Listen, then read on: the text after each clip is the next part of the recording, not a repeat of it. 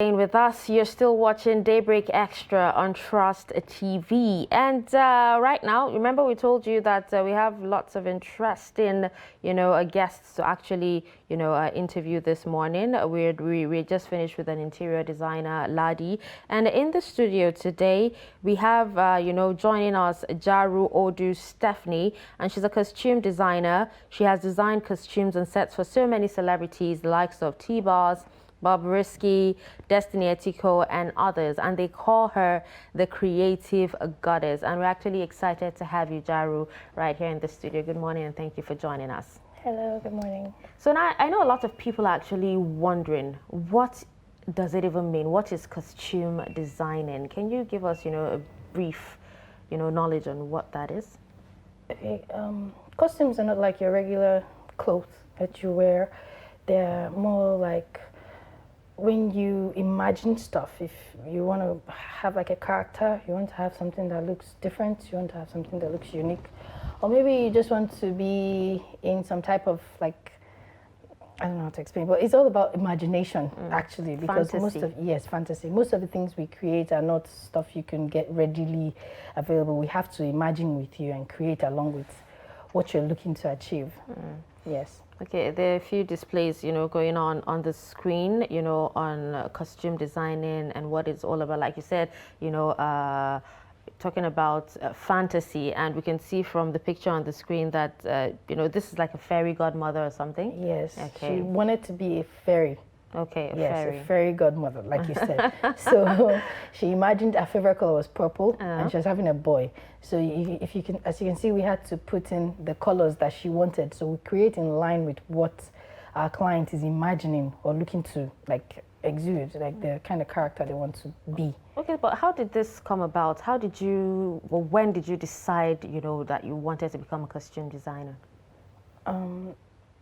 I found out while I was in school. I studied applied physics, actually. Oh, wow. Yeah, so I found out while I was in school that I could create stuff.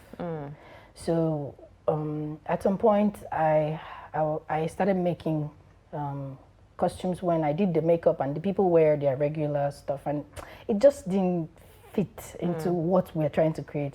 So I decided, okay, let's try it. And then we try one, we try the next one. The next thing, people start wanting all sorts of different types of things. Everybody has like a very wild, different imagination. So like I said, if you can imagine it, then yes, we create it for you. So most of the things that you actually create, are they your own particular vision, or are you just interpreting what the client actually wants, what the person wants? It depends. Some clients come and they ask me to interpret their idea. Okay. Others just want to go with their own flow. They're specific. Like some people can tell you, I want this particular thing, but I want it in this color, or I don't want this one, but I want this one. So everybody has their specifications, or when they come and they tell me, Jared, just do your thing. I just want this. So yeah, so we go with our clients sometimes, and then we go with our own ideas. Okay. Okay, there was a time where, your name was really, really big, on social media because... Yeah, it was. You wouldn't know, but it actually was. And, a lot of people wanted to do a photo shoot, especially a birthday photo shoot, with costumes and all that. Do you think that trend is still, in play? That's why I asked was. Yes. Because was is a past tense. Yeah, I mean your name was out there. Do you understand? It's still out. That's what I'm saying. It's still out there. Yeah, so the thing is, we are just trying to find a niche. We're creating with a niche. Our brand is more like a luxury brand. It's an acquired taste. It's not everybody that can just wake up and say they want this, because to create our costumes are quite pricey. We source for like very good quality materials in Nigeria, and believe me, now everything is quite expensive. So it's not for everybody. Yeah, specific clients have specific needs. Like you can decide to want us to use mesh. Take for instance, mesh is quite affordable, or you can decide to want us to use a very luxury lace. So it depends on who we're working with or what the client wants. But like I said, acquired taste. If you want something and you can afford that thing, we create it for you. Best materials as possible. So it's not for everybody. That's what I'm saying. So that's why maybe it feels like we're not all over the place. We're not all over the place. We're for specific people. Yes. Okay, now you also have photographers doing the same thing you do. Do you also take the photo shoot as well? Do you take the photography as well? I I am more of a visual artist. Okay. Yes, so other than translating the costumes, I also translate the image. Okay. I don't take the pictures. Okay. I direct, I choreograph, Okay. and then I style. Okay, you actually talked about stage earlier, that you create stages as well. Yes, we Can do. you take us through the process? Okay, depending on what the client wants, we can come up with like a 3D design. So we can show you what it looks like by the time we're done. You give us a budget, we give you quotation, find our common ground, and we go with the process. Sometimes we've created stages for live shows. Okay. We create props as well. So sometimes we don't just create the entire stage, we still create props that you can put into the stage and take out of the stage as well. Then we create costumes for the stage as well. So, All right. So what's the biggest challenge that you actually have when it comes to costume designing? I think over time I've had to check, and it will be prices. Okay. Yes, because like I said, different prices, different style or different thing we're producing. So it's a price. Most people in Nigeria want magic, but there's always a cost. So most times when they come with the idea of, oh, we want this, we want that, and then we give them the cost. It's let's say 60% of the time, the price usually is the challenge. So we try to find common ground based on what you want, because it's actually depending on what you want. Okay, so what's the idea behind this picture on the screen? She came up with the concept. Dewey, she's very creative. Okay. She came up with the concept. She wanted to recreate this Monsieur Lord video. Okay. Yes, and she came up with the entire concept. Actually, I just styled and did her makeup. Okay, so have you had, clients who were not satisfied with your job, and how did you handle it?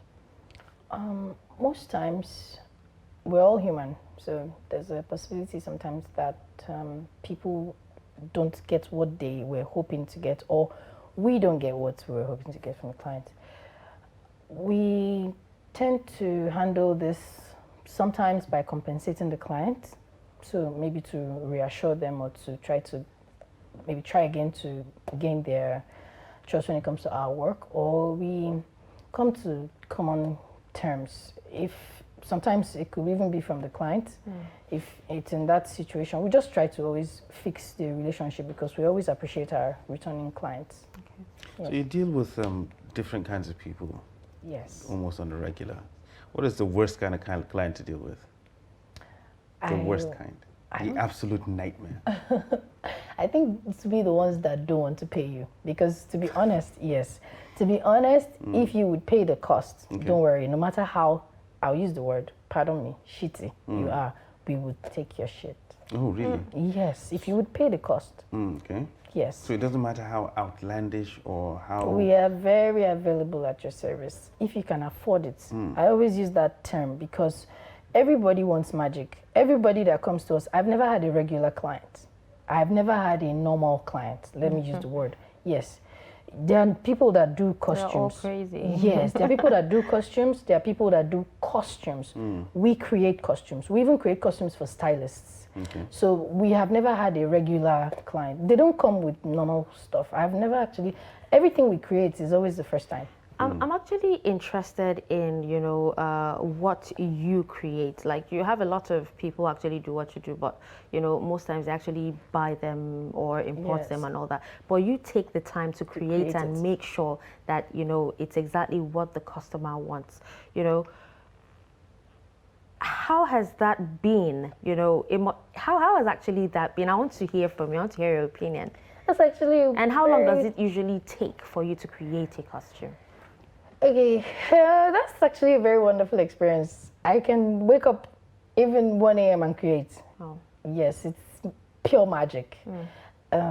Most times, like I said, everything we make is always the first time.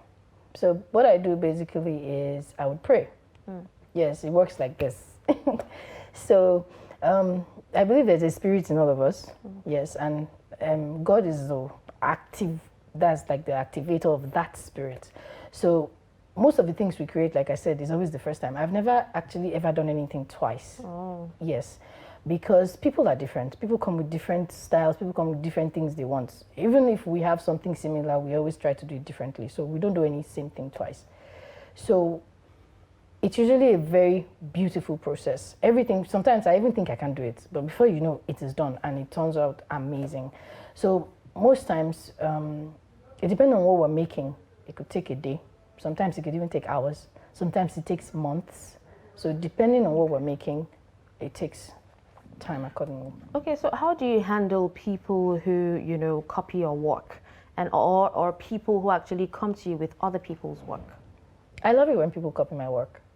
I appreciate it because I believe it's good. That's why you're trying to copy it. It's authentic. That's why you're trying to copy it. So I'm always flattered when I see people try to copy my work. Matter of fact, I love it. Yes. Okay. Then when people come with other people's work, we make sure to emphasize that we did not create this. So if you're looking to get this, you could get a better quality, or depending on your budget, you can get a lower quality. But I always emphasize to my clients that we don't make lower quality. We always want to supersede whatever is already existing. Yes. So we try our best to beat it. Okay, so and you know, just give us an idea of, you know, the price range of what you do. I would always say this, our prices vary depending on what the client wants. Yes, because you could ask me to make a, let me use this book for example. You could ask me to make this book with glass. Yes. The cost for making this book with glass would be completely different from the cost of making this book with fabric. Okay. Yes, so the price depends on what we want, what you want. We have fixed prices for certain things, but different sizes too also affect the prices. So there's no specification because everybody comes with different things that they want every time. Okay, so how did COVID-19, because you know a lot of businesses actually complain of COVID-19 and the economic crunch, and you complained about, I think earlier you talked about how everything is high now, on a high side, and you know going to the market to get stuff, people actually complain about the prices. But how do you handle it? Have you had clients that have just given up, not done the shoots because of the high cost of doing the costume or making the costume? Yes, we've had clients that Cancel. Yes, they saw the prices and they're like, oh no, this is too much. We've had clients that saw the prices and I'm like, sure, why not? It's worth it. We've also had clients that we had to meet them halfway. So I had to come up with a package where if you are doing like 2 looks with us, we should be able to complement you with a 3rd look. So that way you get more value for your money. And we also came up with a maternity package where we take a picture of you before you have the baby. We take a picture of you after you have the baby. We also take a picture of the baby once the baby is born. So we just give you like a whole cumulative of the process. Yes, so all of that is just to encourage people to key into what we're selling, to buy our product and to patronize our brand. So when it comes to COVID-19, I think I would say it actually built us more because it gave us time to re-strategize, it gave us time to plan, it gave us time to create. We're not really going anywhere. But we had a couple of people that ordered, mostly people abroad, bought a lot of things from us because there was no movement. All we had to do was just create, package, and send. So we had good COVID-19 experience, so to speak. All right, speaking about COVID-19 and how it affected business, some of the things that you actually use, I believe you import some of these things. Not really. Okay. Everything we do made in Nigeria, 100%. You use everything made in Nigeria? Everything. All right, so you're not affected by the exchange rate or anything like that? No. Matter of fact, I think we exported more. Okay. Yes, I believe in Nigeria as a productive economy. I don't believe in importing things. I know that we create, I found out recently that we even create cars. I didn't know that. So imagine we could create those things. We create everything here. We source for all our materials here. I don't know if the vendors buy them abroad, but I buy everything here. We source for all our materials here, locally and locally. Yes. Okay, so how far has this job taken you? Very far. Very Share far, your both experience-wise, both learning-wise. Like it's taking me And people you've actually met along the way? a lot of people. So someone once told me that when it comes to growth, you don't really see it happening. You just know. You just maybe wake up one day and you're in a palace and you're like, how did I get here? But that's how growth works. So I think it has exposed us to a lot of people. Matter of fact, I looked one day and I found out that I've worked with a lot of celebrities. I wouldn't normally naturally have known these people. It's from even working with them that I even know, okay, this person does this movie show, this person does this thing. I don't watch TV. I like cartoons.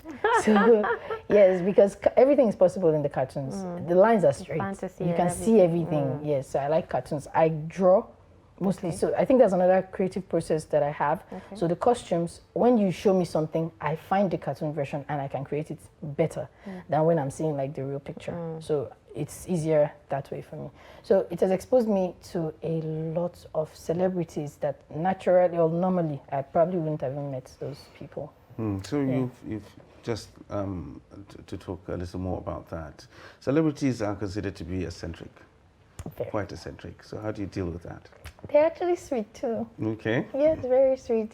So I had to learn that these people are still like me and you. They're just flesh and blood. They're just, the difference between them is they have more money and they have more publicity. People know them. So that's just the difference. They are just normal people. But that's a lot of difference. I promise. I've experienced a lot of them. Matter of fact, even the ones that people say are very eccentric, I have worked with them and I had good experience with them. Even though I've had so many things, sometimes before I go on a job or maybe I'm trying to prep my team, they'll be like, this person, this is. I'm like, Shay, we're the ones going to do the job. Don't worry. By the end of the day, we're all sweets. We're all friends. So it's usually fun. Okay, in other climes, you have situations where, you know, people actually mentor other people, train them up to be like them. You know, not being afraid of them taking over or the competition. Have you mentored, you know, anybody or up and coming costume designers? Well, or do you have plans to? A wise man once told me, yes, he told me the best way to preserve knowledge is to transfer it. Of course. I am very open to in fact, I am even looking to have interns because what I do, I didn't learn it. I didn't go to any school. Nobody taught me. So I've received freely. I am more than happy to give it freely. I'm even looking to have interns. I was scheduled to have a training session, but I think we had a closed calendar. So we couldn't find the space to put the training session. I was looking to have like a free open session to teach people basic recycling tips, because some of the things we use, we recycle. We use natural products. We even use tree. We use branches, leaves, stuff. So I was looking to teach people how to make stuff out of those types of like natural resources. So we are very open to mentoring people. Matter of fact, we have taken in some interns. We're working with them at the moment. We're very open to training people. Okay. I am very excited to teach people. It's okay. So, but what's the major factor to look out for, you know, when designing a costume? I think the major factor for me is creativity. You don't want your costume to look like the next. Even, like I said, even if I'm trying to copy something or something someone already made, we always want to beat it. So it's creativity. There's no limit to creativity. You can do, in fact, even the mistakes are the styles in it, the art in it. So there's no limit to it. So creativity, I think that's about it. Yes. So who's the biggest celebrity you've worked with?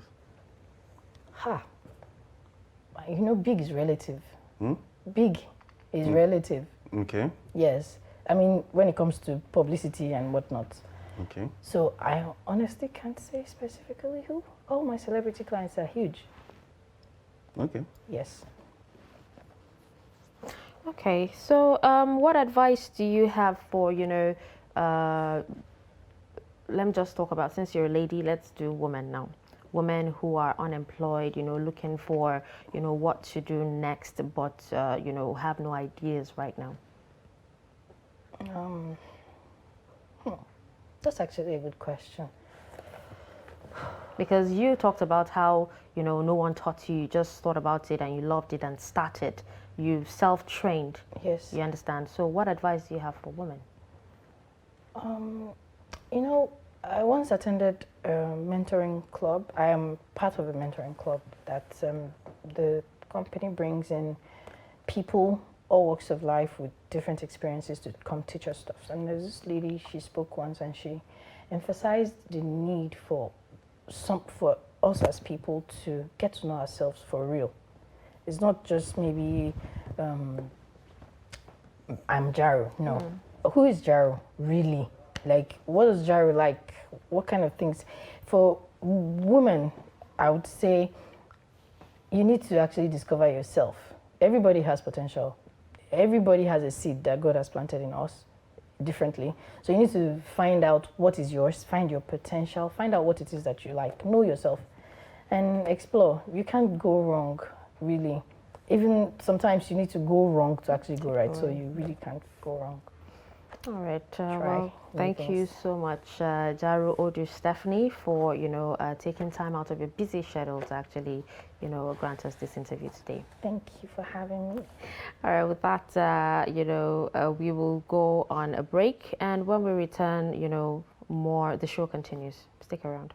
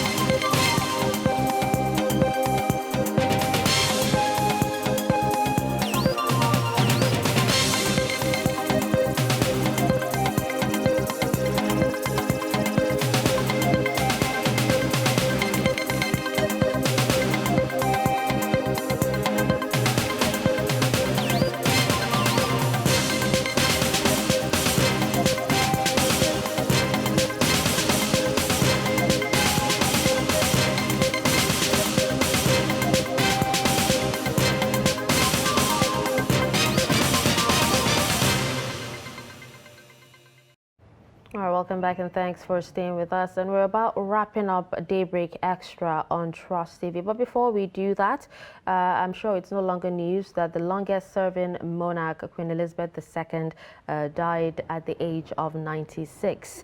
And we'll just give you a brief profile, her brief profile. Elizabeth Alexandra Mary was born on the 21st of April, 1926. She was Queen of the United Kingdom and of 14 other sovereign countries from 6 February 1952 until her death. And until her death, her reign of 70 years and 7 months was the longest of any British monarch. Elizabeth was born in Mayfair, London, as the first child of the Duke and Duchess of York, later King George and Queen Elizabeth. Her father acceded to the throne in 1936. Upon the abdication of his brother, King Edward, making Elizabeth the heir presumptive, she was educated privately at home and began to undertake public duties during the Second World War, serving in the Auxiliary Territorial Service. In November 1947, she married Philip Mountbatten, a former prince of Greece and Denmark, and their marriage lasted 73 years until his death in April 2021. They had 4 children together: Charles, King of the United Kingdom, Anne, Princess Royal, Prince Andrew, Duke of York, and Prince Edward, Earl of Wessex. When her father died in February 1952, Elizabeth, then 25 years old, became Queen Regnant of 7 independent Commonwealth countries: the United Kingdom, Canada, Australia, New Zealand, South Africa, Pakistan, and Ceylon, known today as Sri Lanka, as well as head of a Commonwealth. Elizabeth reigned as a constitutional monarch through major political changes such as the Troubles in Northern Ireland, the revolution in the United Kingdom, the decolonization of Africa, and the United Kingdom's accession to the European communities and withdrawal from the European Union.